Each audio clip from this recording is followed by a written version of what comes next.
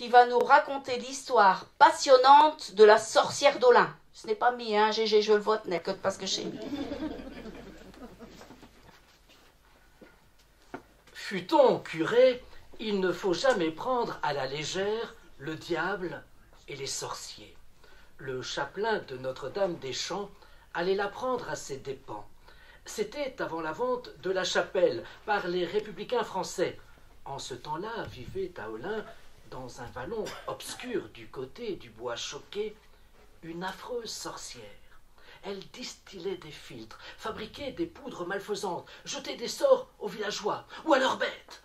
On avait beau en appeler au chapelain, il ne prenait pas les gens au sérieux. Il se faisait fort de tenir le diable en respect. Oui, vous, sous votre froc, vous êtes protégés des maléfices de la sorcière, mais nous et nos bêtes. En vain, les villageois invoquaient leurs génisses qui mettaient bas avant terme leurs cochons, qui s'étouffaient dans leur graisse, le lait qui tournait dans les pots, leurs femmes devenues mystérieusement bréhaignes, rien ne parvenait à émouvoir le chapelain, qui trouvait peut-être qu'on n'avait déjà que trop livré de sorcières au bûcher. Un jour, il rencontra la sorcière sur le site des 6 chemins. Elle le toisa, fit vers lui des gestes maléfiques. Il lui rit au nez. « Tu te sens fort sous ton froc, grinça-t-elle. Si tu ne l'avais pas, tu verrais si je suis sans pouvoir sur toi. » Les choses en restèrent là, et le chapelain n'en dormit pas moins tranquillement. Il pensait que le plus sûr moyen de rendre confiance aux paroissiens et de proclamer la toute-puissance de Dieu, c'est d'ignorer les prétendues manifestations du diable.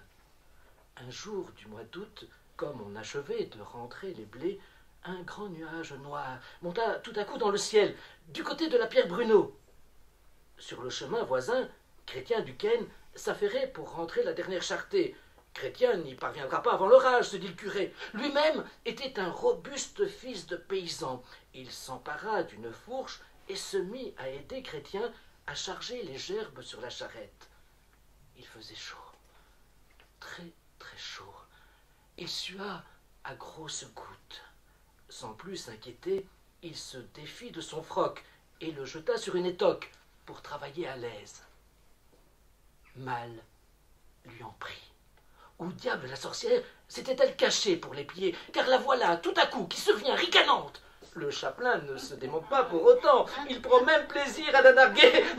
Cette fois-ci, me voilà pris, s'esclave-t-il dans un grand éclat de rire. De sa main sale et décharnée, elle lui présente une prise. Si au lieu de la garder pour vous, vous la faites manger au plus beau cheval, à la plus belle gâte, au plus beau tort de la sens mairesse, je ne ferai rien contre vous. Il n'en est pas question, je la garde pour moi, pour la provoquer jusqu'au bout et démontrer à Chrétien qui le regardait bouche bée qu'elle n'avait aucun pouvoir. Il porta la prise à ses narines. À l'instant même, son corps fut couvert de vermine. Il lui sortait des vers du nez et des oreilles, complètement rongées à l'intérieur. Il mit 9 jours pour mourir. À tout le moins, avait-il convaincu ses paroissiens qu'il faut toujours prendre les sorcières au sérieux.